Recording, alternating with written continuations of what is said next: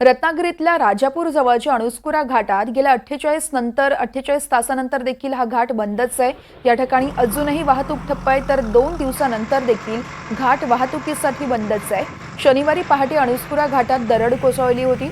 घाटात कोसळलेली दरड हटवण्याचं प्रशासनाकडून युद्ध पातळीवर काम सुरू आहे। दरड बाजूला करण्यात मोठमोठे दगड आणि पावसाचा अडथळा येतोय, तर सुरुंग लावून हे मोठे दगड फोडले जात आहेत। ब्लास्टिंग करून दगड बाजूला केले जाणार आहेत। तर आज घाटातील दरड हटवण्यात प्रशासनाला यश येण्याचीही शक्यता आहे।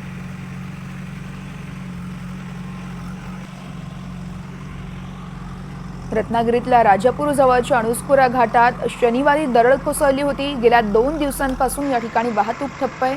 48 तास झालं हे दरड हटवण्याचं काम सुरू आहे।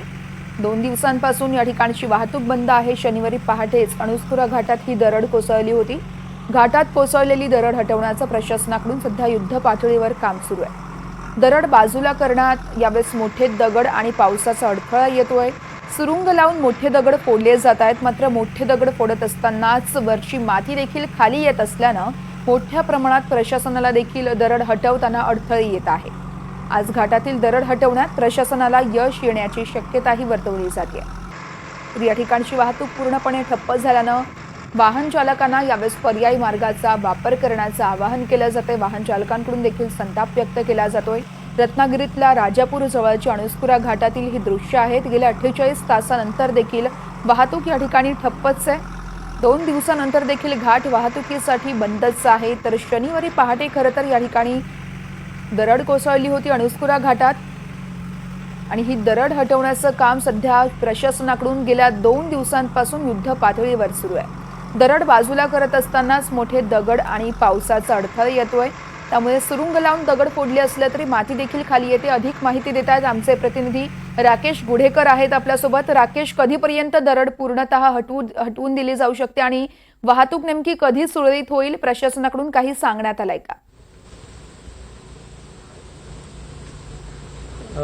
वर्षा, गेल्या 2 दिवसांपासून हा अणुस्कुरा घाट जो आहे तो बंद आहे। मोठे दगड आणि माती या रस्त्यावर खाली आलेली आहे आणि ते हटवण्याचं काम जे आहे ते युद्ध पातळीवर प्रशासनाकडून सुरू आहे। जेसीबी देखील लावण्यात आलेले आहेत, मात्र याच्यामध्ये मुख्य अडथळा जो आहे तो या ठिकाणी आलेले मोठे दगड आहेत तो मुख्य अडथळा आहे। त्याचप्रमाणे पावसाचा देखील अडथळा येतोय, त्यामुळे ही दरड हटवण्यात अपयश येते प्रशासनाला।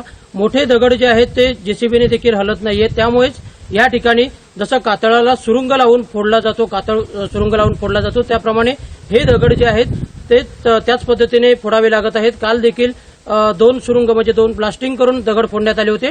आजही तशाच पद्धतीने हे दगड जे आहेत ते फोडण्यात येणार आहेत। माती खाली मोठ्या प्रमाणात हे दगड आहेत आणि त्यामुळे अशा पद्धतीने हे दगड फोडण्यासाठी वापर करावा लागतोय आणि त्यामुळेच प्रशासनाला ही दरड दूर करण्यात अपयश येतंय। आज ही दरड दूर करण्यात यश येईल असं प्रशासनाकडून देखील सांगण्यात आलेलं आहे। पण प्रज्ञा, 48 तास उलटून गेलेले आहेत। शनिवारी पहाटे ही दरड कोसळली होती। 2 दिवस शर्थीचे प्रयत्न प्रशासनाकडून सुरू आहेत दरड हटवण्यासाठी, मात्र अद्याप काही यश आलेलं नाही। आज दुपारपर्यंत किंवा दुपारनंतर ही दरड हटवली जाऊ शकते असं प्रशासनाकडून सांगण्यात येत आहे। पण प्रज्ञा, दुसरीकडे बघायला गेलं तर पश्चिम महाराष्ट्राशी कोकणाला जोडणारा हा महत्वाचा घाट आहे।